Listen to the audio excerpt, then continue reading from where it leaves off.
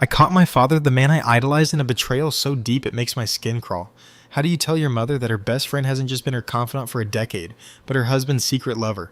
I'm currently standing in a house built on lies, and I know that if I speak the truth, I might lose the only safety I have left. I never wanted to be a detective. I never wanted to be the person who holds the match that's going to burn my family to the ground. But here I am holding my father's phone in my shaking hands, and everything I thought I knew about love, loyalty, and family is vanishing right before my eyes. To understand why this feels like my heart is being put through a paper shredder, you have to understand where I was just a few months ago. I had just escaped a domestic violence relationship. It was the kind of situation that leaves you hollowed out, looking over your shoulder at every shadow, wondering if you'll ever feel safe again. I have a young child, a little soul who depends on me for everything, and for a while I didn't know if I could provide that. When I finally got out, my parents were my absolute rocks. They didn't just open their door to me, they opened their hearts. They gave me a sanctuary. My dad especially was my hero. He's the guy everyone looks up to, the one who fixes things, the one who shows up, the one who knows exactly what to say when your world is falling apart. He's been supervising the construction of my new house, the place where my child and I are finally going to start our own life in just a few months. He's been there every single day, checking the foundations, making sure the wiring is right, protecting my future as if it were his own. I've always viewed him as the ultimate role model. He was the good guy I wanted to believe still existed in the world after everything I'd been through. And then there's my mom's best friend. Let's call her Linda. Linda has been in our lives for as long as I can remember. She was the one at every birthday party, every holiday dinner, the one who cried with my mom when things were hard and laughed with her when things were good. She was like an aunt to me. I trusted her. My mother trusted her with her life. They were a trio, my mom, my dad, and Linda. I never once suspected that underneath the surface of those casual Sunday brunches and family gatherings there was a cancer growing. The discovery wasn't some dramatic planned investigation. I'm not the kind of person who snoops through bags or hacks into accounts. I believe in privacy. But life has a funny, cruel way of dropping the truth in your lap when you least expect it. My dad had been at the construction site of my new house all morning, and when he came home, he was exhausted. He sat down at the kitchen table and told me he'd taken a bunch of new photos of the progress the framing was done, and he wanted me to see how the rooms were shaping up. He was so proud of it. He handed me his phone and told me to look through the gallery while he went to go wash up. "Check them out, honey," he said with that warm fatherly smile. "It's really starting to look like a home." I took the phone feeling that rush of excitement you get when you see your future finally taking shape. I opened the photo app and started scrolling. I saw the kitchen lay out the spot where my daughter's bed would go the view from the front porch. But then as I was scrolling, a notification banner popped up at the top of the screen. It was a text message. Normally I would have ignored it or just swiped it away, but the name on the screen caught my eye. It was Linda. And the preview of the message, it wasn't a "how are you" or a "tell your wife I said hi." It was something so visceral, so inappropriately intimate that I felt the air leave my lungs. My thumb moved on its own. I didn't even think. I just tapped it. I found myself staring at a conversation thread that went back months, years. As I scrolled up, the world around me started to blur. The kitchen, the smell of the dinner my mom was cooking in the other room, the sound of my child playing with blocks on the rug, it all felt like it was miles away. The messages were graphic. They were emotional. They were the kind of words you only say to someone you've been entangled with for a very long time. It wasn't just a physical fling. It was a whole second life. They talked about their time. They talked about how they'd managed to hide it for 10 years. 10 years. That's a decade of my life, a decade of my mother's life, a decade of holidays, anniversaries, and I love yous that were all stained by this. My stomach did a slow, sickening roll. I felt like I was going to be physically ill right there on the kitchen floor. I looked at the date of one message. It was from the day my father helped me move out of my ex's house, the day he held me while I cried and told me that men like my ex were the exception, not the rule. He had sent Linda a message that same night, joking about how they'd have the house to themselves while my mom was out running errands. The betrayal hit me in waves. First it was the shock, then the anger, but then a cold, paralyzing fear set in. I am a guest in this house. My child and I are safe here because of the stability my parents provide. If I say something, I'm not just breaking my mother's heart. I'm blowing up the only support system I have left. I'm exposing my child to the fallout, the screaming, the crying, the inevitable "how could you?" that will echo through these hallways for months. I looked up from the phone and saw my mom in the kitchen, humming a song as she stirred a pot on the stove. She looked so peaceful. She looked like a woman who believed her world was solid. She has no idea that the man she's been married to for 30 years and the woman she calls her sister have been laughing at her behind her back for a third of that time. How do I walk over to her and destroy that peace? How do I tell her that her husband is a stranger? I heard the bathroom door click open. My dad was coming back. I frantically closed the messaging app, went back to the photos of the house, and locked the screen. My heart was hammering against my ribs so hard I thought he'd be able to see it through my shirt. When he walked back into the room, he looked at me and asked, "So what do you think? It's coming along, isn't it?" I had to look him in the eye. I had to look at the big role model, the good guy, and I had to lie. I managed to nod and mutter something about the rooms looking big, but I couldn't even recognize my own voice. It sounded hollow, like it was coming from someone else. He took the phone back, completely oblivious to the fact that he'd just handed me the weapon that could destroy him. Now, I'm sitting in my room watching my child sleep, and I feel like I'm suffocating. I love my dad. That's the hardest part. He's been a great father to me, especially lately, but he's a horrific husband. And Linda, I can't even think her name without feeling a surge of pure rage. She sat at our table. She hugged my mother while knowing she was sleeping with her husband. I don't know what to do. If I speak up, I'm the one who breaks my mother's heart. I'm the one who creates the chaos. But if I stay silent, I'm a participant in the lie. I'm helping them betray her every single day I sit at that dinner table and act like everything is fine. Every time I see Linda walk through that front door and greet my mom with a kiss on the cheek, I'm going to want to scream. I keep asking myself, what would you do? Would you protect your own safety and the peace of your child, or would you give your mother the truth she deserves, even if it costs you everything? That night's sleep was a ghost. I laid there in the guest room, the same room that had been my sanctuary since I escaped my ex staring at the shadows dancing on the ceiling. Every time I closed my eyes, those words from the phone screen burned themselves into my retinas. They weren't just messages. They were a roadmap of betrayal spanning a decade. 10 years. That's 3,650 days of my father looking my mother in the eye, telling her he loved her, and then turning around to message her best friend. I checked on my child, who was breathing softly in the portable crib next to my bed. I felt this crushing weight of responsibility. I had worked so hard to get us away from a house filled with secrets and violence, only to find myself right back in the middle of a different kind of war. My ex-partner had been a monster in the light, someone whose anger was visible and loud. But my father, he was a monster in the dark, draped in the skin of a hero. Which one is worse? The man who hits you, or the man who spends 10 years systematically dismantling the reality of the person he's supposed to protect most? When morning came, the house felt different. You know that feeling when you're watching a movie you've seen 100 times, but suddenly you notice a background detail that changes the entire plot? That's what walking into the kitchen felt like. My mom was already up making coffee. The sun was streaming through the window, hitting the spice rack she'd organized just last week. She looked so small, so innocent in her floral robe. "Morning, honey," she said, her voice bright. "Did you sleep okay? You look a little pale." I forced a smile, the kind that hurts your face because it's so hollow. "Just a long night, Mom. The baby was restless." "Oh, I know how that is," she chuckled, pouring me a mug. "Your father's already headed out to the site. He said they're starting on the drywall today. He's so excited for you to have your own place, you know. He talks about it constantly. He just wants you to be safe." I took a sip of the coffee and it tasted like ash. He wants me to be safe. The irony was a physical blow. He was building me a house of stone and wood while he was setting fire to the one we were standing in. I looked at my mother, really looked at her, and I felt this surge of protective rage. She is the kindest woman I know. She's the person who brings soup to neighbors she barely knows. She's the person who stayed up with me every night for a month when I first moved back, holding my hand while I had nightmares about my ex. And all that time, her best friend was sleeping with her husband. And then the doorbell rang. My heart stopped. I knew that ring. It was rhythmic 3 short taps, Linda's signature. My mom's face lit up. "Oh, that'll be Linda. She said she'd drop by with those swatches for your new living room curtains. She's been so helpful with the interior design, hasn't she?" I stood there frozen as my mom went to the door. I wanted to scream. I wanted to run out there and bar the door, to tell that woman to never step foot in this house again. But I couldn't move. I was a prisoner of my own discovery. Linda walked in smelling of expensive perfume and betrayal. She was beaming, holding a stack of fabric samples. She looked at me and opened her arms for a hug.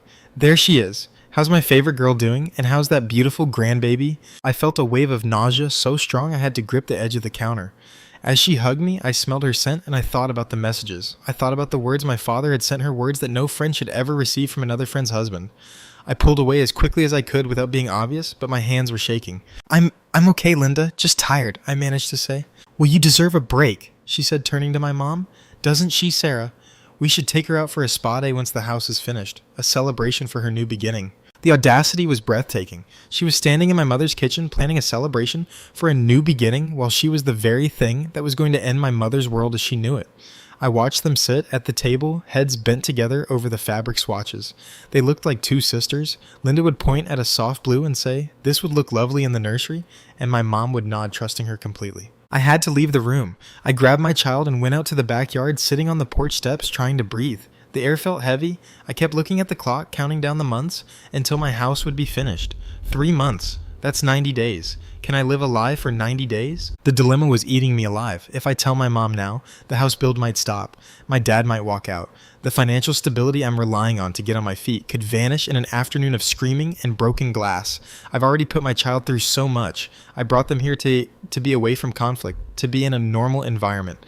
Is it fair to shatter that peace right now? But then I thought about the alternative. Every day I don't tell her I'm helping them. I'm a co-conspirator. I'm watching my mother be humiliated in her own home, and I'm saying nothing. If she finds out later that I knew that I sat there and watched her drink coffee with her husband's mistress, she'll never forgive me, and she shouldn't. I went back inside after I heard Linda leave. My mom was still at the table looking through the swatches. She looked up at me, her eyes soft. Linda is such a godsend, isn't she? I don't know what I would have done without her all these years, especially when your father and I were going through that rough patch about 8 years ago. She was the only one who kept me sane. I felt a cold chill run down my spine. 8 years ago, right in the middle of the affair. Linda hadn't been keeping her sane. She had been the cause of the problem, playing both sides, acting as the shoulder to cry on while she was the one twisting the knife. It was a level of sociopathy I couldn't comprehend. "Mom," I started, my voice cracking. She looked at me concerned. "Yes, honey, what is it?"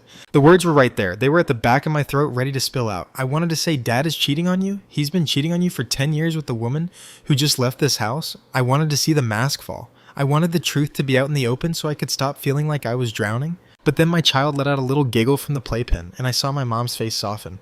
She looked so happy in that moment. Just a grandmother enjoying her home, her daughter, and her grandchild. If I spoke, that version of her would die instantly. She would never be this person again. The trauma of a 10-year betrayal isn't something you just get over. It changes your DNA. It makes you question every memory you've ever had. I swallowed the words. They felt like jagged stones. I just wanted to say thank you for everything, for letting us stay here. She smiled and reached out to squeeze my hand. "Oh, sweetheart, you don't ever have to thank me for that. We're family. We take care of each other, no matter what." I walked away feeling like a coward. I went to the bathroom, locked the door, and turned on the shower so no one would hear me cry. I'm stuck in a nightmare. I'm living with a man I no longer respect, protecting a woman I'm technically lying to, and waiting for a house that feels more like a bribe than a home. What would you do? Would you burn your own safety for the sake of the truth, or would you wait watching the woman you love most be betrayed every single day just to keep a roof over your child's head? Once you know a secret like that, the world doesn't just look different, it sounds different. Every laugh, every shared glance between my parents, every "I love you" yelled from across the house started to sound like a lie. It was like I had been watching a beautiful high-definition movie my entire life, only to realize I was actually looking at a cheap painted backdrop. The colors were too bright, the smiles too wide, and the foundation was completely rotted through. I spent the next few days in a state of hypervigilance. I found myself becoming a detective in my own home, a role I never asked for and one that made me feel dirty. I started noticing things I had been blind to for years. I saw the way my dad's phone was never face up on the table anymore. I noticed how he'd suddenly forgotten something in the car every evening around 8 p.m., slipping out for 10 minutes just long enough for a quick hushed phone call. I saw the way Linda would coincidentally show up at the grocery store when she knew my mom was at her yoga class, only to find my dad there instead. The worst part was the cognitive dissonance. My father was still being the perfect grandfather. He would sit on the floor for hours playing with my child, teaching them how to stack blocks, making silly faces that made them shriek with laughter. He was still the man who brought me tea at night because he knew I was stressed about the house build. He was still the man who was meticulously checking every single nail and screw at the construction site to ensure my new home was perfect. How could a person be so incredibly kind and so profoundly cruel at the same time? How do you reconcile the man who protects you from the world with the man who is destroying your family from the inside out? A few days after the discovery, my dad asked me to come down to the building site with him. He wanted to show me the progress on the master bedroom. I didn't want to go. I didn't want to be alone with him. I felt like if I looked at him for too long, the truth would just scream itself out of my mouth. But I had to maintain the charade. I had to protect the safe harbor I was living in until the new house was ready. So I strapped the baby into the car seat and followed him to the site. The house was looking beautiful. It was everything I had dreamed of: a fresh start, a place where no one would ever raise a hand to me again. But as we walked through the skeletal frame of the rooms, the smell of fresh sawdust and pine in the air, I felt a crushing sense of irony. "Look at this view, honey," my dad said, pointing out the window of what would be my bedroom. "You'll be able to see the sunrise right from your bed. I made sure the contractors didn't skimp on the insulation either. You and the little one are going to be warm and safe here. That's all I want for you, a place where you're finally safe." He put his arm around my shoulder, a gesture of pure fatherly love. In any other universe, I would have leaned into it. I would have felt lucky. But in this reality, his touch felt like a brand. I had to bite my tongue so hard I tasted blood. I wanted to pull away and scream, "Safe." You're talking about safety while you've spent 10 years gaslighting my mother? You're talking about a home while you're treating ours like a theatrical performance. Instead, I just nodded. "Thanks, Dad. It looks great." You okay? He asked, his brow furrowing with genuine concern. You've been a bit quiet lately. Is the move getting to you? Or is it him as your ex bothering you again? The hypocrisy was staggering. He was worried about the man who had hurt me while he was currently hurting the woman who gave him everything. He was playing the protector, the moral compass. No, I said, my voice cold. It's not him. I'm just processing a lot, realizing that people aren't always who they seem to be, I guess. He didn't even flinch. He just nodded solemnly as if he were an expert on the subject of human nature. That's true, honey. People can be disappointing, but you've got us. You've got a family that's solid. Don't you ever forget that. I had to turn away. I pretended to be interested in the electrical wiring in the corner because I couldn't look at his face for one more second. He was so good at it. He was a professional. He had lived this double life for a decade, and he had clearly convinced himself that his actions didn't affect his good guy status. He probably thought he was a hero for keeping the secret so well, for protecting my mom from the truth. That afternoon after we got back, Linda was over again. She was in the kitchen with my mom, helping her prepare a big family dinner. My dad walked in, kissed my mom on the cheek, and then gave Linda a casual, friendly, "Hey there, Linda." It was a masterclass in deception. There wasn't a single flicker of guilt in his eyes. There wasn't a hint of awkwardness. They were all just playing their roles in a play my mom didn't know she was starring in. I sat at the table watching them. I felt like I was losing my mind. I started thinking about all the times Linda had been there over the last 10 years. She was there for my college graduation. She was there when I got married. She was there when I came crawling back home broken and terrified. All those times she had looked me in the eye and told me how much she loved our family. All those times she was sneaking around with my father. I felt a sudden desperate need for proof. Not that I didn't believe what I'd seen, but because I knew how these things went. If I ever decided to tell my mom, I knew my dad would try to talk his way out of it. He's charming, he's persuasive, and my mom loves him. She wants to believe him. If I just had my word against theirs, they could paint me as the unstable daughter who was still traumatized from her previous relationship. They could say I was seeing things, or that I'd misunderstood a joke. I hate that I even thought about it. I hate that I felt the need to record the evidence. But I knew that if I was going to blow up our lives, I couldn't afford to miss. I waited for my moment. It happened later that evening when my dad left his phone on the charger in the kitchen while he went out to the garage to fetch a tool. My heart was racing. I felt like a criminal. I grabbed the phone, my fingers fumbling with the screen. I didn't have much time. I opened the messages again, and this time I didn't just read. I took out my own phone and started taking pictures of the screen. I scrolled back through years of history. The messages were devastating. They talked about meeting up at motels. They talked about how unlucky my father felt to be married to someone who didn't understand him like Linda did.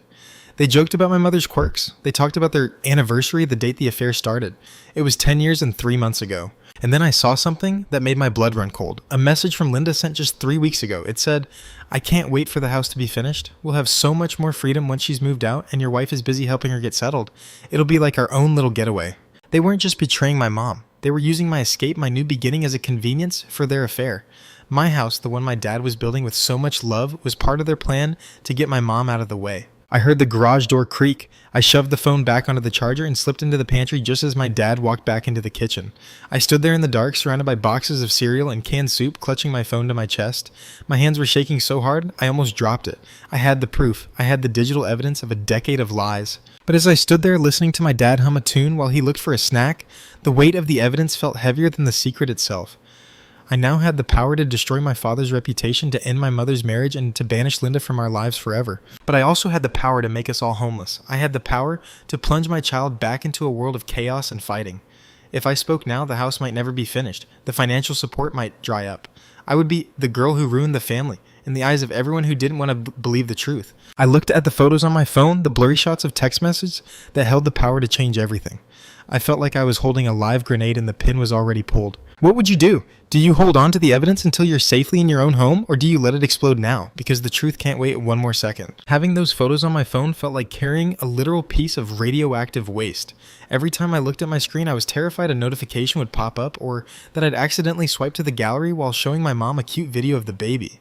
I ended up downloading one of those vault apps, the ones that look like a calculator but require a passcode to see the hidden files, just to keep the evidence away from prying eyes.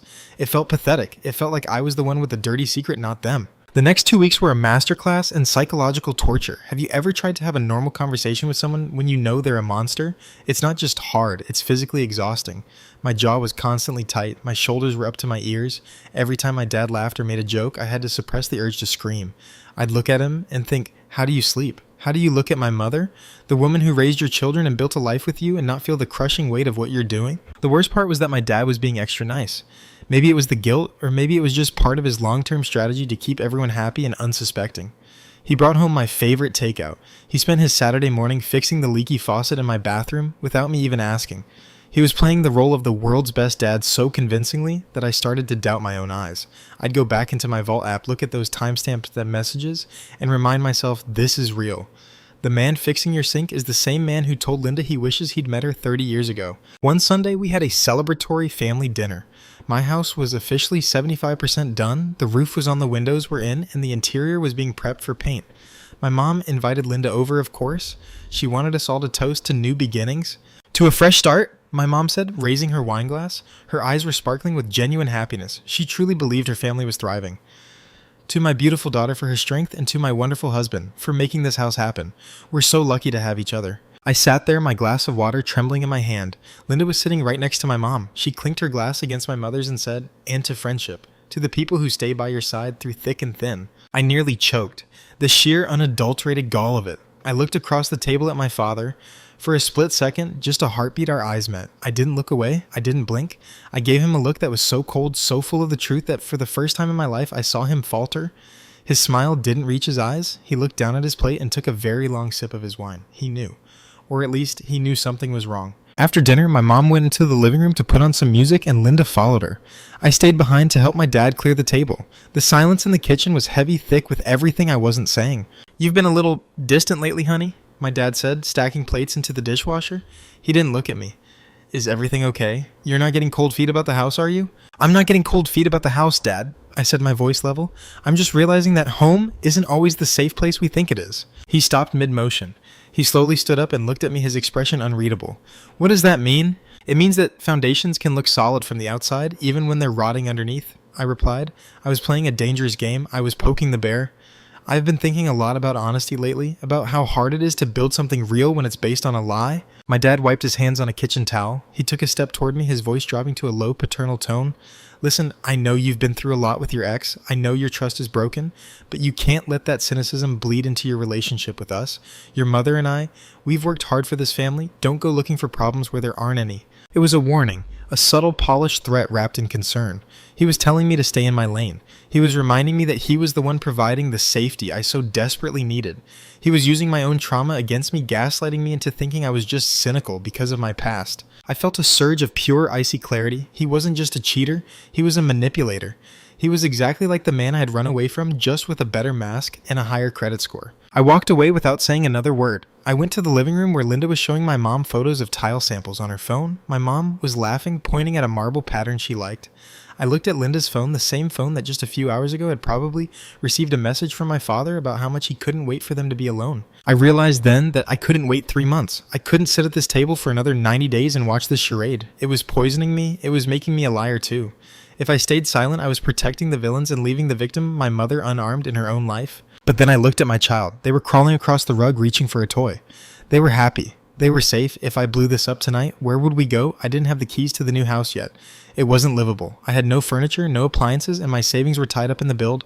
My ex was still out there, and while I had a restraining order, the protection of my father's house was a real, tangible thing. I was caught in a vice. On one side was the moral imperative to tell the truth. On the other was the survival instinct to protect my child's stability. That night I didn't sleep at all. I stayed up searching for short-term rentals and emergency housing. Everything was too expensive or too far away. I felt like I was being bought. Every nail my father hammered into my new house felt like another nail in the coffin of my integrity. Was the house a gift of love, or was it a bribe to keep me quiet? Was he supervising the build so closely because he cared about me, or because he wanted me out of his house so he could continue his affair with more freedom? The next morning I made a decision. I wasn't going to tell my mom not yet. I was going to wait until the day I had the keys in my hand. I was going to wait until I didn't need anything from him. I would use the next few months to document everything. I'd keep my head down, I'd be the good daughter, and I'd play the game. But fate had other plans, because as I was walking through the hallway toward the kitchen, I heard my mom's voice. She was in the laundry room and she sounded upset. Not just upset, she was crying. I froze. I crept closer to the door. "I don't know, Linda," she was saying into her phone. She was talking to the mistress. "I just feel like something is wrong. He's different. He's distracted. And I found a receipt in his pocket for a jewelry store. I looked everywhere, but he hasn't given me anything. Do you think he's hiding something from me?" I leaned against the wall, my heart hammering. My mom was starting to see the cracks. And who was she calling for comfort? The woman who was wearing the jewelry my dad had bought. I heard Linda's voice through the speaker, honey sweet and reassuring. Oh, Sarah, don't be silly. You know how he is. He's probably just stressed about the house build for the kids. He loves you more than anything. Don't let your imagination run away with you. I felt the Vault app on my phone practically burning a hole in my pocket. The truth was right there. I could walk into that laundry room right now, show her the photos, and end the gaslighting. I could stop Linda from twisting the knife in my mother's heart. But if I did, the ceiling over our heads would start to fall. What would you do? Do you wait for the perfect moment of independence, or do you stop your mother's pain the second you see her crying, even if it means losing everything? I stood there in the hallway, the cool plaster of the wall pressed against my back, listening to the muffled sounds of my mother's heartbreak. It was a sound I'll never forget. The soft, ragged gasps of a woman who knows her world is tilting, but is being told by everyone she trusts that she's just imagining things. And there was Linda on the other end of that phone pouring honey into the wound she had helped create. "You're just tired, Sarah." Linda's voice drifted through the door, sounding so incredibly sincere it made my skin crawl.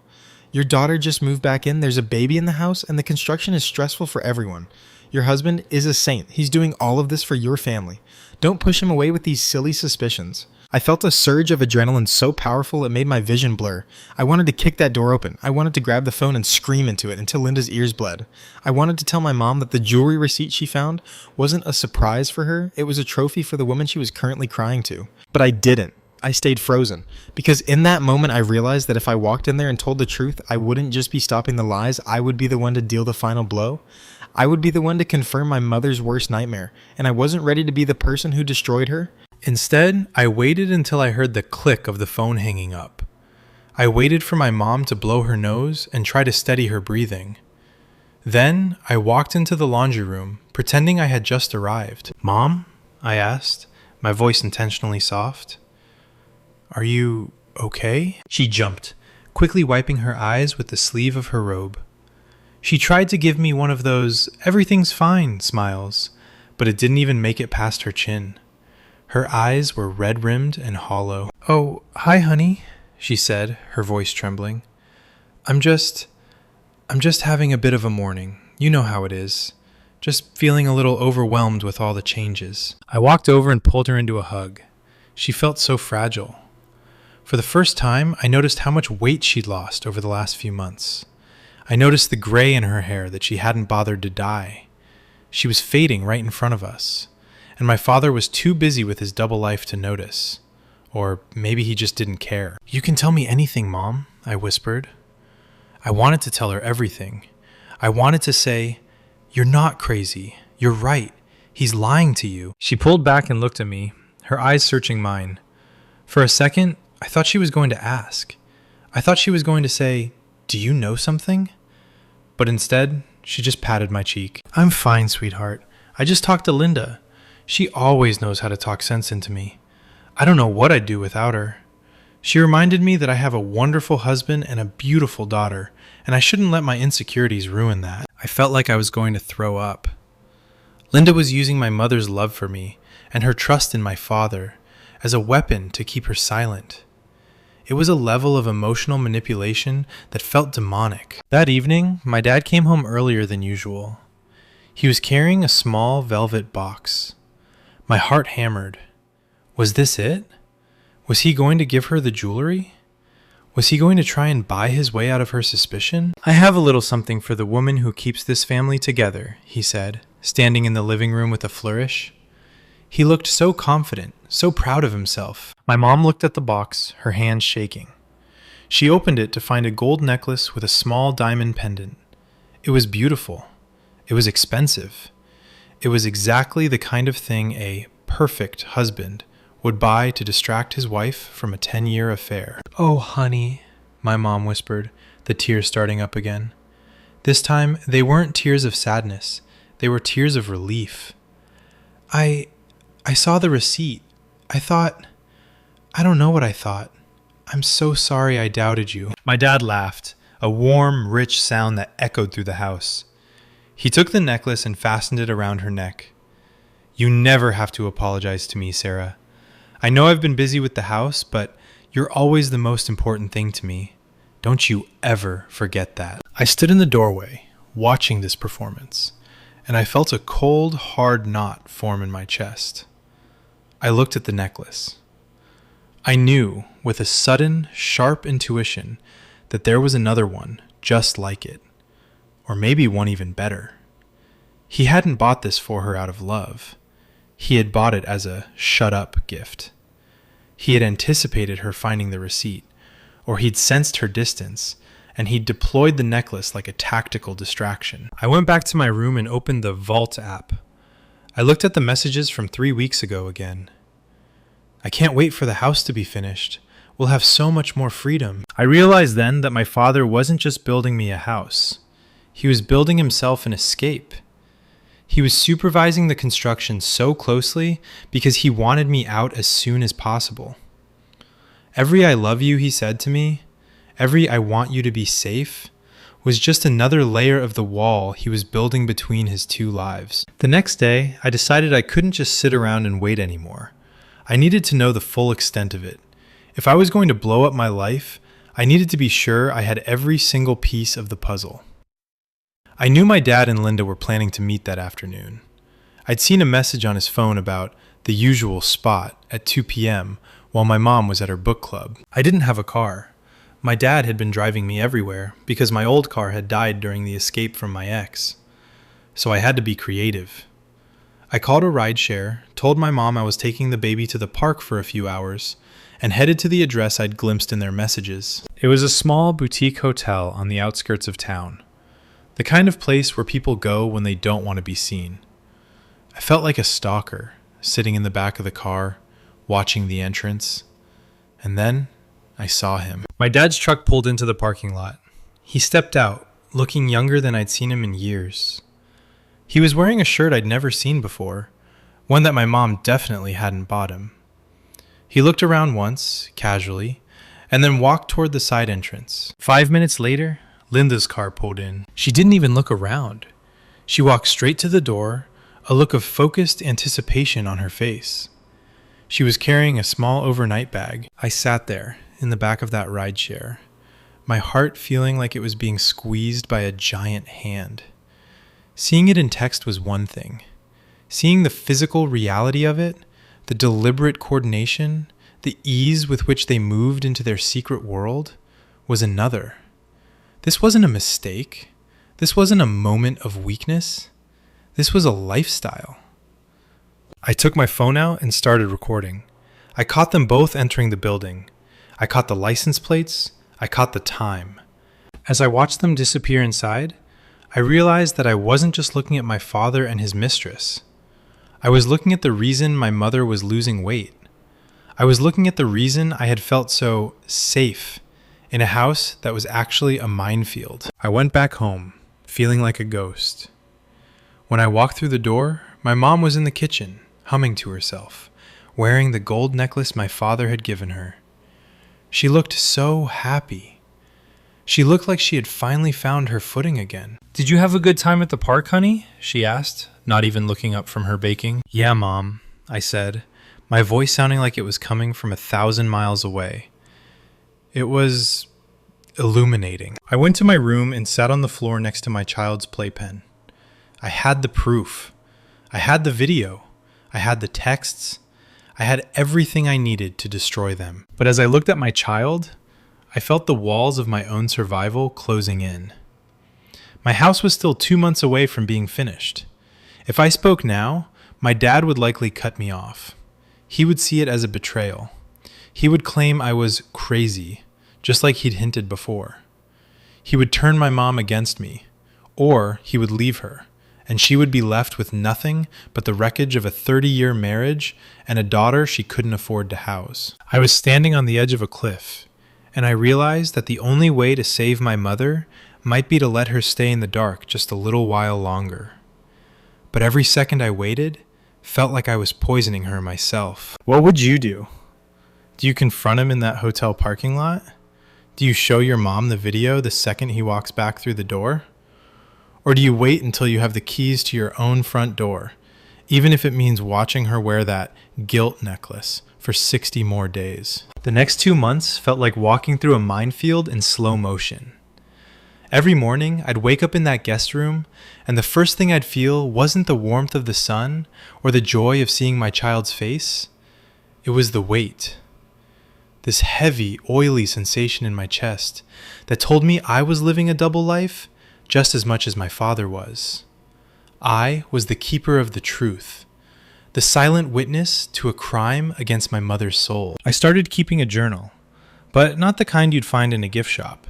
It was a digital log hidden inside my Vault app, right next to the photos of the texts and the video from the hotel. I tracked everything. I noted every time Linda came over, every time my dad worked late, every time my mother cried in the laundry room. I was building a case, not for a court of law, but for the day I would finally have to sit my mother down and tell her that the man she slept next to was a stranger. The psychological toll was starting to manifest in ways I couldn't hide. I lost my appetite. I started jumping at loud noises. My mom, in her infinite, tragic kindness, thought it was just post-traumatic stress from my previous relationship. She'd bring me tea and rub my shoulders, telling me that I was safe now, that no one was going to hurt me ever again. "You're home now, honey," she whispered one night as she tucked a blanket around me while I sat on the sofa. "Your father and I are here. We're your fortress." I had to bite my tongue so hard, I felt the metallic tang of blood. A fortress? I thought. No, Mom. This is a prison.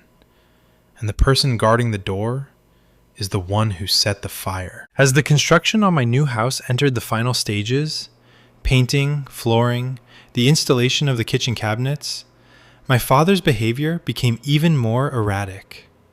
He was pushing the contractors harder, staying at the site until 10 or 11 at night. He claimed he wanted everything perfect for me, but I knew the truth. He wanted the house finished so I would move out. He wanted the freedom Linda had mentioned in her texts.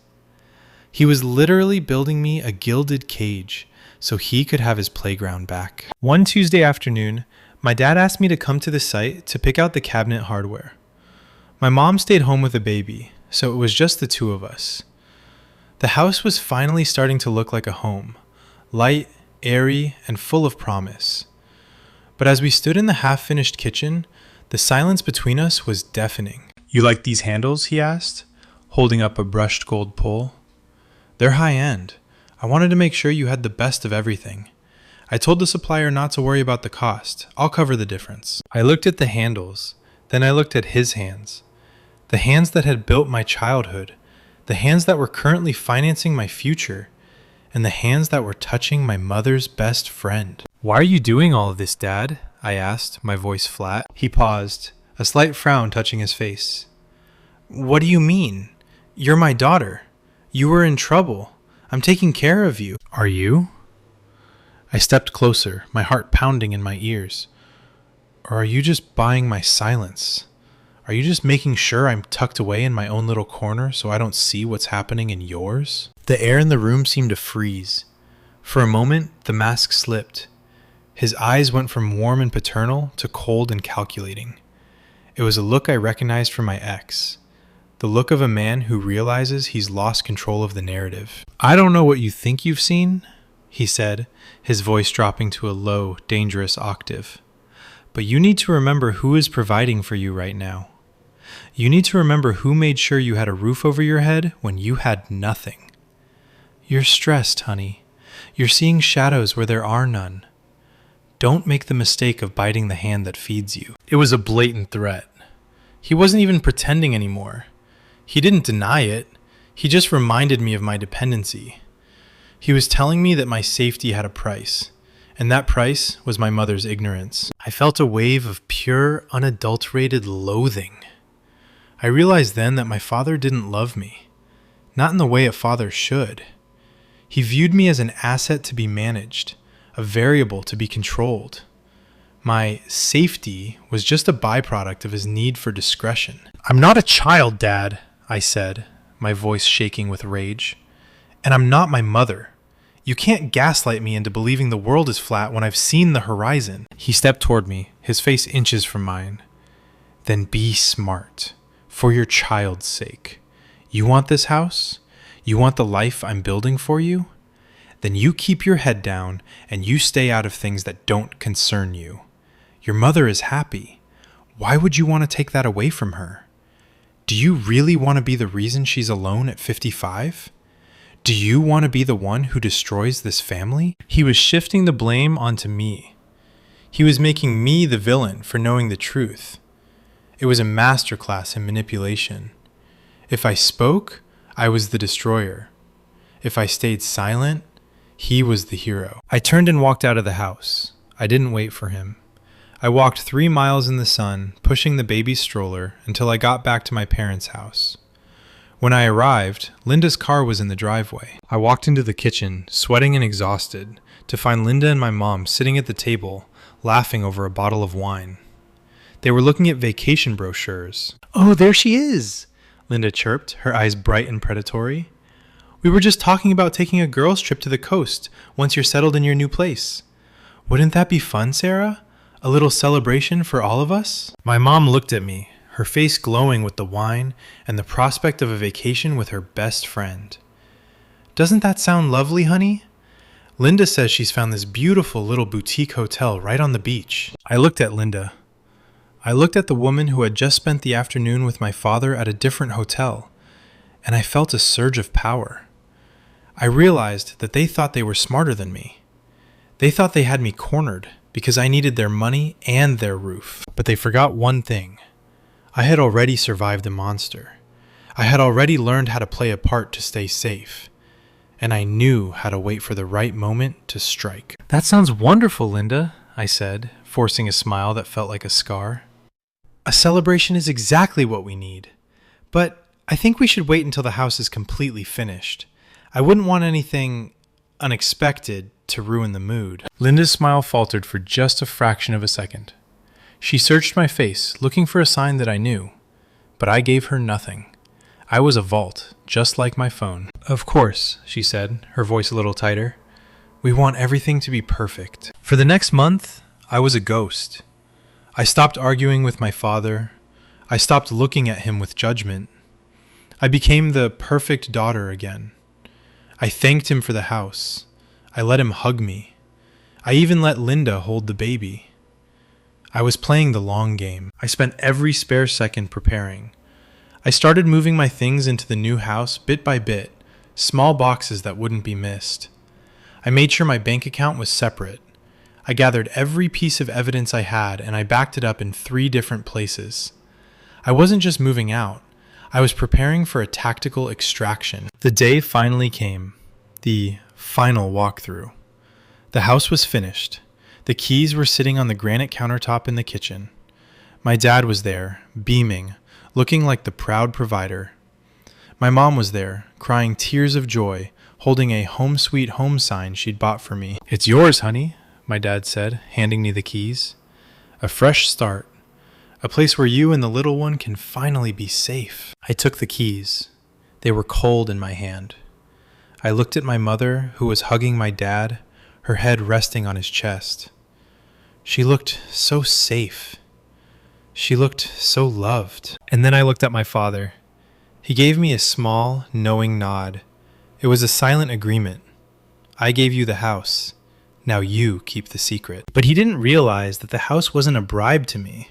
It was a launching pad. That night, I moved the last of our things. I didn't sleep in my parents' house. I slept on a mattress on the floor of my new home, with my child tucked safely beside me. For the first time in months, the air didn't feel heavy. The walls didn't feel like they were closing in. I woke up the next morning and I didn't make coffee. I didn't check the news. I sat down at my new kitchen table and I opened my phone. I looked at the quote-unquote vault. I looked at the 10 years of betrayal, the videos of the hotel, the texts about quote-unquote freedom. I had the keys. I had the safety. I had the truth. I called my mother. "Mom," I said, my voice steady for the first time in a decade. "I need you to come over. Alone. There's something you need to see." The silence on the other end of the line felt like the beginning of the end. And as I waited for her to arrive, I realized that the house my father built wasn't a fortress for his lies. It was the place where the truth was finally going to set us free. Now I'm asking you, if you were standing where I am, with the keys in your pocket and the truth in your hand, would you have the courage to press send? Would you destroy the only world your mother knows to save her from a lie? Tell me in the comments what you would do. Have you ever had to choose between your own safety and the truth? Share your stories below. I'm reading every single one. And if you want to hear how the confrontation went, make sure to subscribe and hit that notification bell, because the next part of this story is something you won't believe. The silence of a new house is supposed to be peaceful. It's supposed to smell like fresh starts and unscuffed floors. A blank canvas where you can finally paint a life that belongs only to you. But as I sat at my granite kitchen island, clutching a cold mug of coffee and staring at the driveway through the pristine windows, the silence felt like the breath a person takes right before they scream. It was heavy, pressurized, and vibrating with the weight of what was about to happen. My daughter was napping in the other room, blissfully unaware that the grandfather she adored and the aunt she knew as Linda were about to be erased from our lives in a single, devastating afternoon. I heard the low hum of an engine before I saw the car. My mother's sensible sedan turned into the driveway, moving slowly, as if she could sense the gravity of the invitation. She'd sounded so happy on the phone, excited to see the house officially lived in, probably bringing a plant or a set of tea towels as a housewarming gift. I watched her get out of the car, smoothing down her skirt, looking up at the house my father had built with a look of pure maternal pride. She looked so small against the backdrop of the suburban sky. She looked like a woman who believed she was safe. My heart was hammering against my ribs, a frantic, rhythmic thud that felt like it was trying to break out of my chest. I remembered the feeling of the first time I stood up to my ex, that cold, paralyzing terror that usually keeps you silent. But this was different. This wasn't about my safety. It was about her dignity. It was about the 10 years of her life that had been stolen by a man who treated her like a supporting character in his own secret drama. The doorbell rang. The sound echoed through the empty hallway, sharp and final. I stood up, my legs feeling like they were made of lead, and walked to the door. "Oh, honey, it looks even better with your things in it," my mom exclaimed as she stepped inside, immediately pulling me into a hug. She smelled like the lavender laundry detergent she's used since I was a child. It was the smell of home, of comfort, of everything that was about to be destroyed. She held out a small wrapped box. "I found these vintage coasters I thought you'd like. They reminded me of that trip we took to the coast when you were little." I took the box, my hands trembling. "Thanks, Mom. Come in, sit down. I made some tea." She followed me into the kitchen, her eyes wandering over the cabinets, the light fixtures, the polished floors. "Your father really outdid himself, didn't he?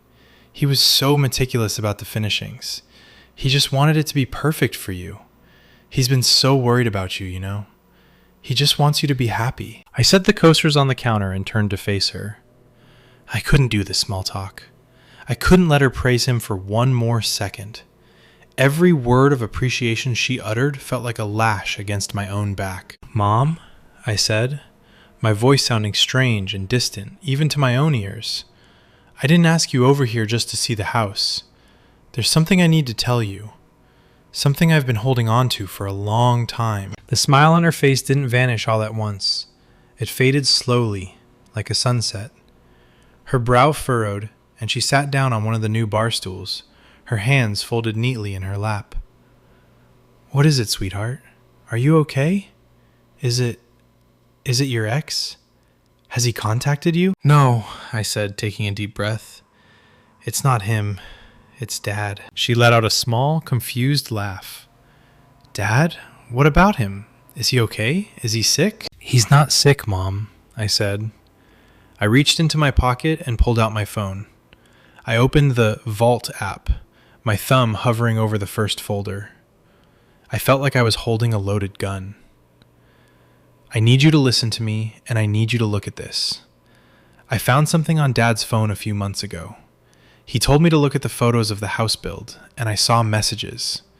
I've spent the last few months gathering proof because I didn't want to believe it myself. But I can't let you live in this lie anymore." I slid the phone across the granite countertop toward her. She looked at the screen, then back at me, her expression a mask of pure bewilderment. "Honey, what are you talking about? Your father's messages? I don't understand. Just look, Mom, please. She picked up the phone with a hesitant, delicate touch, as if she were afraid it might burn her. I watched her eyes as they began to move across the screen. I watched the moment she realized whose name was at the top of the thread. Linda. The silence in the kitchen became absolute. I could hear the hum of the refrigerator. I could hear a bird chirping in the backyard. I watched my mother's face go through a terrifying transformation. First, there was confusion. Then, a sharp, sudden intake of breath. Then, the blood drained from her face until she was the color of ash. She started scrolling. She didn't stop. She scrolled through the messages from last week, then last month, then last year. She saw the photos I'd taken of the older threads, the ones that went back a decade. She saw the motel addresses. She saw the jokes they'd made at her expense. She saw the words 10 years written in my father's familiar shorthand. And then she saw the video. The video of them walking into that boutique hotel while she was at her book club. She didn't scream. She didn't cry. She just slumped. It was as if the skeleton that held her upright had suddenly turned to sand. She put the phone down on the counter and stared at it, her hands shaking so violently they were blurred. 10 years, she whispered. The words were so quiet I almost missed them. 10 years. I'm so sorry, Mom, I said, moving around the counter to put my arm around her. I wanted to tell you sooner, but I was so scared. I was scared of losing the house, of being homeless, of what it would do to the baby.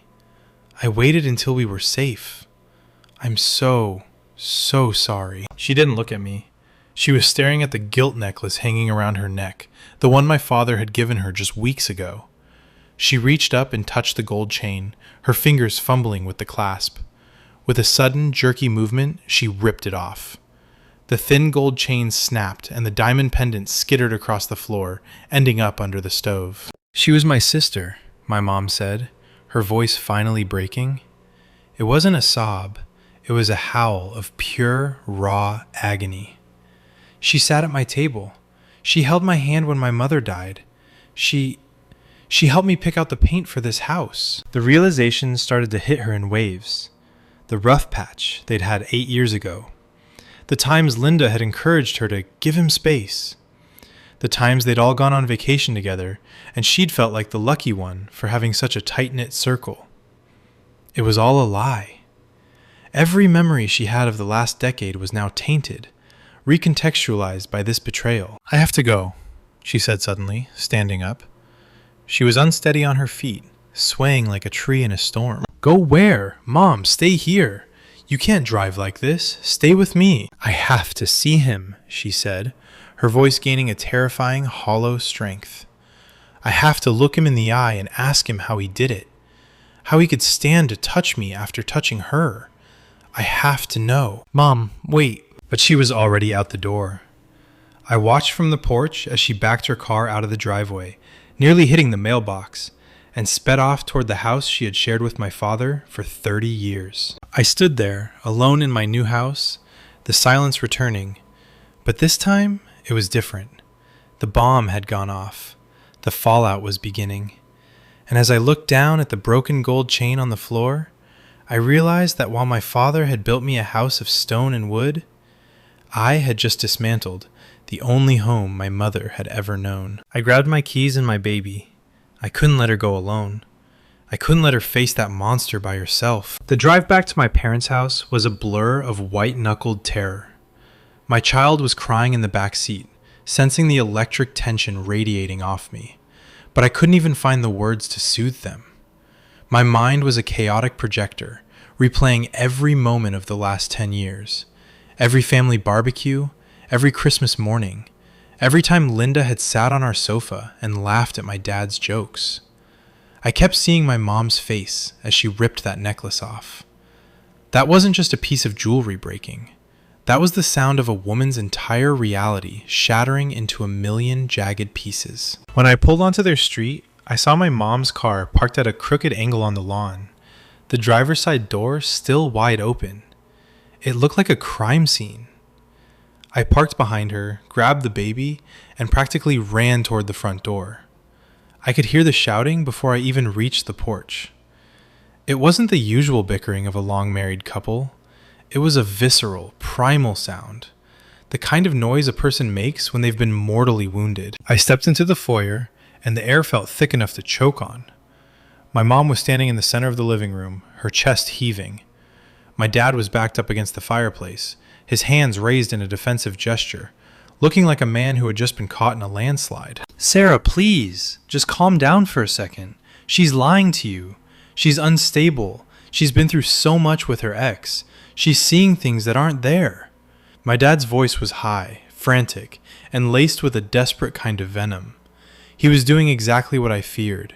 He was using my trauma as a shield to protect his lie. "She's seeing things?" my mom screamed, her voice cracking. She held up her own phone where I'd airdropped the files to her during her drive over. 10 years, David. 10 years of working late. 10 years of helping Linda with her taxes. I saw the photos. I saw the messages where you called me a burden. How could you? How could she? My dad looked past her and saw me standing in the doorway. The look he gave me was one of pure, unadulterated hatred. It was the look of a man whose mask had finally fallen off, revealing the hollow, selfish core underneath. The hero was gone. In his place was a stranger with cold, calculating eyes. "You," he spat, pointing a shaking finger at me. "I built you that house. I gave you everything. I took you in when you were broken, and this is how you repay me? By poisoning your mother's mind with fantasies?" "They aren't fantasies, Dad," I said, my voice surprisingly steady despite the fact that I was trembling from head to toe. "I saw the messages on your phone. I saw you at the hotel with her. You didn't build me a house because you loved me. You built it to get me out of the way. You wanted your freedom. Well, now you have it. You have all the freedom in the world, because we're done with you." The room went silent for a heartbeat. My mom turned to look at me, her eyes brimming with a mixture of agony and gratitude. She realized in that moment that I hadn't just found something. I had been protecting her, even when it cost me my own peace of mind. And then, as if the universe decided the drama wasn't high enough, the front door opened. It was Linda. She walked in with a bag of groceries, looking confused, a spare key still in her hand. She had a key to my parents' house, a key my mom had given her years ago for emergencies. "What's going on?" Linda asked, her voice light and airy, until she saw the carnage in the living room. She saw my mom's tear-streaked face. She saw my dad's panicked expression. She saw me, standing there like an avenging angel. "Get out," my mom said. It wasn't a scream this time. It was a low, dangerous growl. "Sarah, what's wrong? Is everything okay with the baby?" Linda took a step forward, the ultimate actress, her face full of mock concern. My mom didn't say another word. She walked over to Linda, snatched the grocery bag out of her hands, and threw it out the open front door. Then she reached out and grabbed the gold necklace Linda was wearing, the one that looked suspiciously like the one my dad had given my mom. She yanked it hard. "I know," my mom whispered, her face inches from Linda's. "I know everything. 10 years, Linda? You slept in my guest room while you were sleeping with my husband? You held my hand at my mother's funeral while you were planning your next tryst?" Linda's face went completely blank. The best friend mask didn't just slip, it dissolved. She didn't cry, she didn't apologize. She just looked at my father, waiting for him to fix it. When he didn't move, when he just stood there like a coward by the fireplace, her lip curled in a sneer. "Well," Linda said, her voice suddenly cold and sharp, "I told you we should have been more careful, David. I told you she was starting to get suspicious. But you just had to keep playing the happy family, didn't you?" The betrayal was total. There was no remorse, no guilt, just the cold, hard reality of two people who had spent a decade treating my mother's life like a joke. My mom took a step back, as if she were seeing Linda for the very first time. "Get out of my house. Both of you." "Your house?" my dad laughed, a harsh, jagged sound. "I pay the mortgage, Sarah. I built the life you're living. You think you can just kick me out?" "I don't care about the mortgage," my mom said, her voice gaining a strength I'd never heard before. "I don't care about the money. I'd rather sleep in the dirt than spend one more night under the same roof as you. But this is my home. And if you don't leave, I will call the police, and I will show them every single message, every single threat you've made to our daughter to keep her quiet.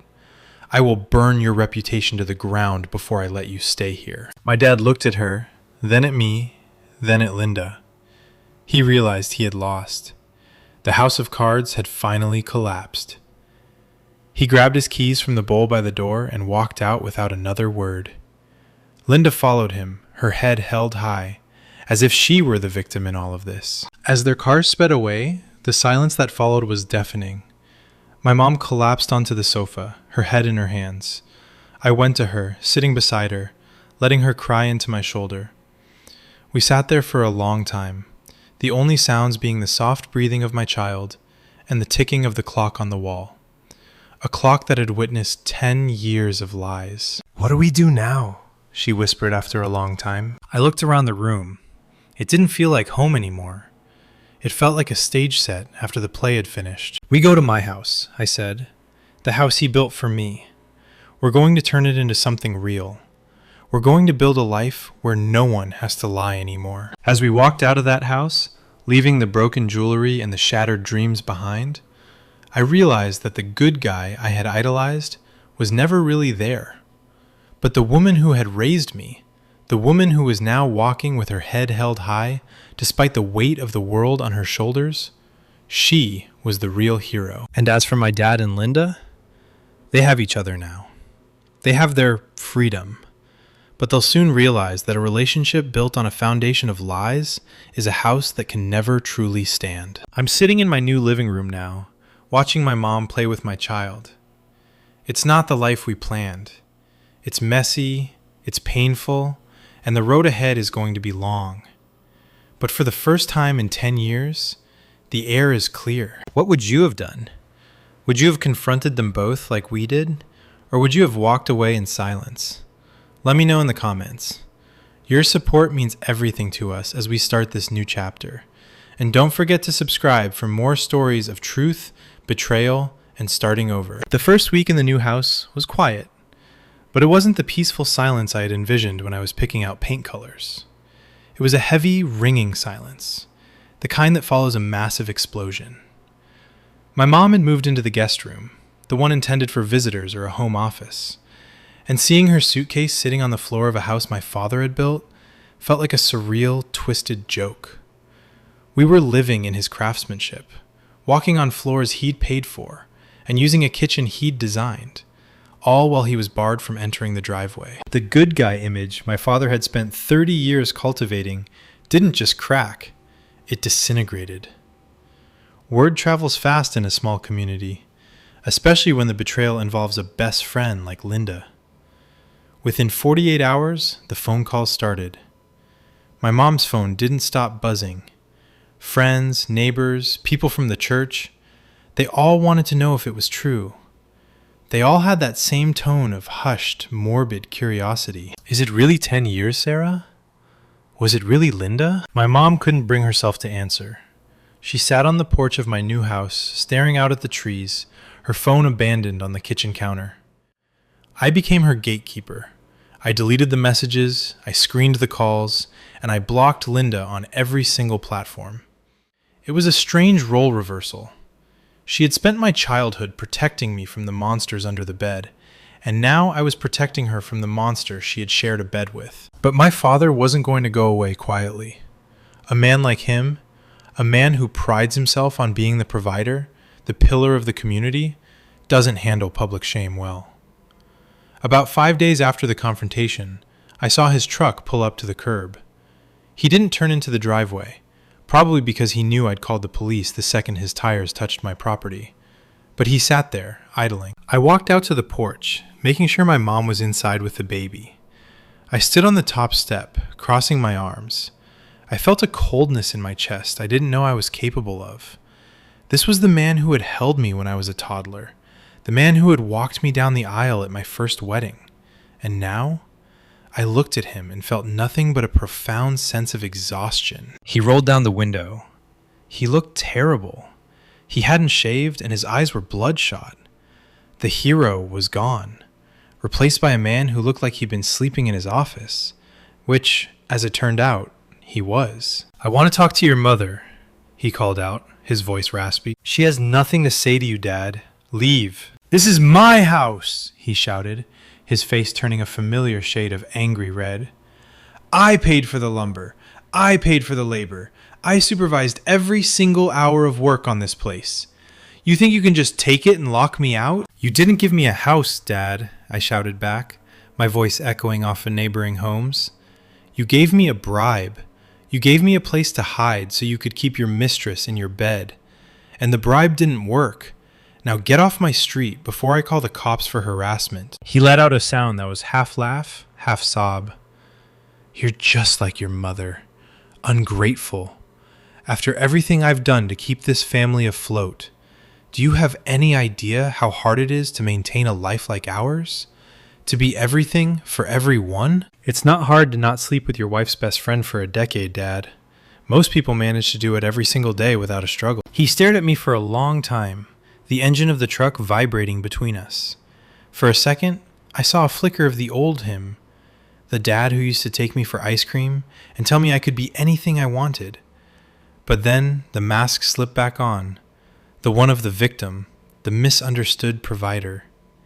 He put the truck in gear and peeled away, leaving a streak of black rubber on the asphalt. Inside, I found my mom standing by the window. She had heard everything. She looked at me, her eyes filled with a sadness so deep it felt like looking into a well. "He really believes it, doesn't he?" she asked softly. "He really believes he's the one who's been wronged." "That's how people like him survive, Mom," I said, putting my arm around her. "They rewrite the story until they're the hero again. But we know the ending of this one." The fallout with Linda was even more explosive. Linda didn't have a family to fall back on. She had built her entire social life around my parents. When the truth came out, she was effectively exiled. People who had known her for 20 years stopped speaking to her. She lost her job at the local real estate office because the scandal was bad for business. A few days later, I received a long, rambling email from her. It wasn't an apology, it was a justification. She talked about how lonely she had been, how my father was the only one who truly saw her, and how my mother had neglected him over the years. She even had the audacity to suggest that my mother should be grateful that she was the one he chose, because at least she kept the family together. I didn't show the email to my mom. I didn't even reply. I just printed it out and put it in the file I was building for the divorce attorney, because that was the next step, the legal battle. My father, realizing he couldn't win back our hearts, decided to try and win back his assets. He filed for a partition of the new house, claiming that since he provided the majority of the funding, he was entitled to a percentage of the equity, or the right to sell it. He was trying to take away the only safety my child and I had. It was a move of pure spite. He knew I didn't have the money to buy him out. He knew that if he forced a sale, my child and I would be back at square one, and my mom would be left with nowhere to go. He was using the very gift he had given me as a weapon to punish us for exposing him. I sat in my lawyer's office, a small room that smelled of old paper and coffee, and felt that familiar feeling of the walls closing in. My lawyer, a sharp woman named Diane, looked over the documents my father's attorney had sent. "He's playing dirty," Diane said, adjusted her glasses. "He's trying to frame the house as an investment property rather than a gift. But we have the text messages. We have the photos of him telling you this was your fresh start.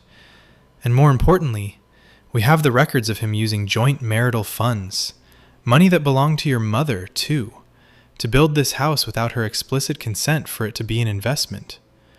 He was essentially hiding marital assets in this construction." She looked at me, her expression serious. "We can fight this, but it's going to be ugly. He's going to go after your mother's alimony. He's going to try and claim she knew about the affair and condoned it to get a bigger settlement. Are you both ready for that?" I looked at my mom, who was sitting next to me. She had been so quiet during the meeting, but when Diane asked that question, she sat up straight. She looked at the lawyer, and for the first time in weeks, there was a spark of fire in her eyes. "He's taken 10 years of my life," my mother said, her voice clear and firm. "He's taken my best friend. He's taken my trust. He is not taking my daughters home. Tell him to bring everything he has, because I'm not hiding anymore." As we walked out of the office, the sun was setting, casting long golden shadows across the street. We were heading back to a house that was technically under threat, to a future that was uncertain, and to a family that was forever changed. But as I held my mother's hand, I realized that for the first time in my adult life, I wasn't afraid. The house my father built was intended to be a cage, a place to keep me quiet and out of the way. But we had turned it into a fortress, and no matter how many lawyers he hired or how much he tried to rewrite history, he couldn't take away the one thing we finally had: the truth. But the story doesn't end there, because just when we thought we had seen the worst of his desperation, a package arrived at the front door. It wasn't from a lawyer, and it wasn't a gift. It was a final, parting shot that threatened to reveal a secret even deeper than the affair. A secret that would change how I saw my own life forever. I stared at the package sitting on my brand new porch for a long time before I touched it. It was a plain, heavy cardboard box with no return address, just my name scrawled in a handwriting I didn't recognize. Not my father's practiced architectural script, and not Linda's loopy feminine cursive. It looked like a warning. In the movies, these are the moments where the music swells and the protagonist knows better than to open the box. But in real life, curiosity is a predatory thing. It hunts you until you give in. I brought it inside, my heart doing that familiar, frantic dance against my ribs. My mom was in the kitchen, humming a song as she put away the groceries, trying so hard to build a normal life out of the wreckage. I didn't want to alert her. I slipped into the master bathroom, locked the door, and sat on the edge of the tub.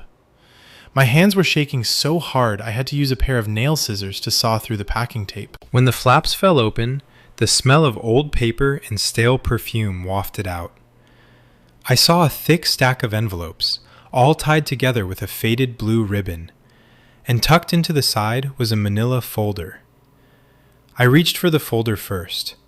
My breath hitched in my throat as I opened it and saw a birth certificate. I scanned the names. The mother was Linda. The father was David. My father. But it was the date that broke me.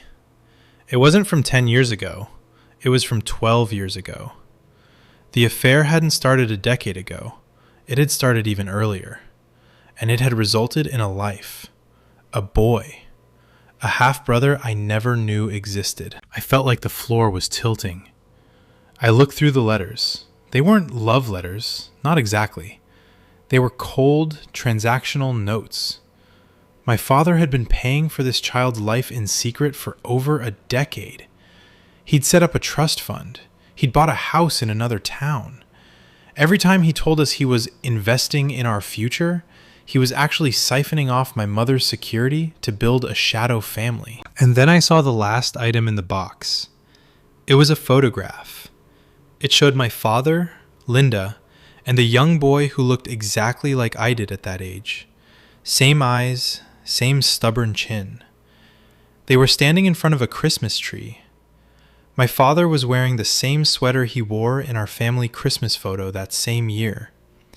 He had literally gone from one house to the other, playing the good guy in 2 different lives, all in the same day. The level of deception was so profound, it felt like a physical weight on my lungs. He hadn't just been cheating. He had been living a complete parallel existence. And then it clicked. The reason he was so desperate to get me out of his house. The reason he was so meticulous about building this house for me. It wasn't a gift. It was a payoff. He was trying to buy my loyalty, trying to ensure that if I ever found out about the affair, I'd be too indebted to him to speak up. He was building a wall of favors around me so high that I'd never be able to see the truth. I heard a soft knock on the bathroom door. "Honey, are you okay in there? The baby's awake." It was my mom.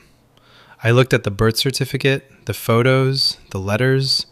I looked at the face of the woman who had been her quote-unquote best friend for 20 years, holding my father's secret child. How much can one person take? My mother had already lost her husband and her friend. Now I was holding the evidence that her entire marriage, not just the last 10 years, but almost the last 15, had been a total fabrication.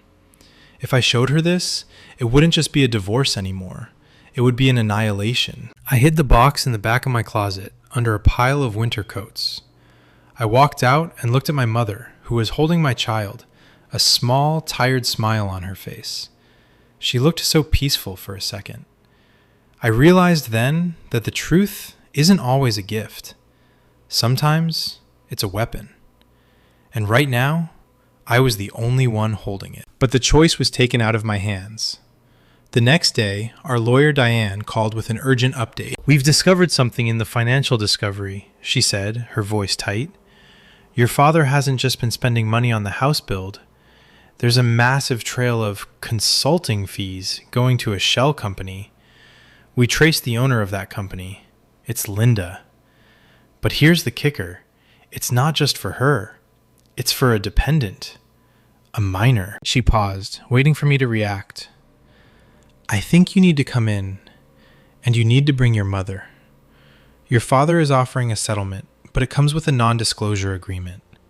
He wants to buy your silence, and he's offering a lot of money to do it." I looked at my mom, who was sitting at the table, unaware of the storm that was about to break.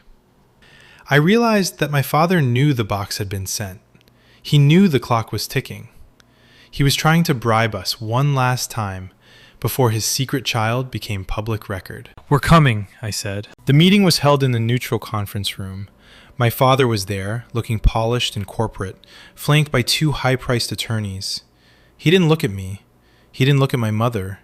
He looked at the mahogany table as if it held the answers to all his problems. "This is a generous offer, Sarah," his lawyer said, sliding a document across the table toward my mom. "It covers the house in full, a significant lump sum, and ongoing support. All David asks is that we move forward quietly. No more public accusations, no more drama in the community. We just sign the papers and go our separate ways." My mom looked at the number on the page. It was more money than she'd ever seen. It was enough for her to live comfortably for the rest of her life. She looked at my father, her eyes searching for a shred of the man she had loved. "Why the non-disclosure, David?" she asked softly. "If this is just a divorce, why do you need me to sign away my right to speak?" My father finally looked up. His face was a mask of cold pragmatism. "Because I've built a reputation, Sarah, and I won't have it dragged through the mud because of a mistake. We had a good run. Let's just end it with some dignity." Dignity. The word felt like a joke. I reached into my bag and pulled out the manila folder. I didn't say a word. I just slid it across the table, right on top of the settlement offer. My father's eyes widened. He didn't even have to open it. He knew exactly what it was. The color drained from his face, and for the first time in my life, I saw him look truly, deeply afraid. "What is this?" my mom asked, reaching for the folder. "Don't," my father whispered. His voice was trembling. "Sarah, please, don't open it. I'll double the offer. I'll triple it. Just, please." My mom didn't listen. She opened the folder. She saw the birth certificate. She saw the photo of the other Christmas. The silence in that room was unlike anything I've ever experienced. It was the sound of a woman's soul being systematically dismantled. She didn't cry. She didn't scream. She just looked at the photo, then at my father, then back at the photo. 12 years, she said. It wasn't a question. 12 years. He's 12 years old. My father didn't answer. He couldn't. My mom picked up the settlement offer, the document that was supposed to buy her silence, the document that was supposed to protect his secret life, and she slowly, deliberately tore it into pieces.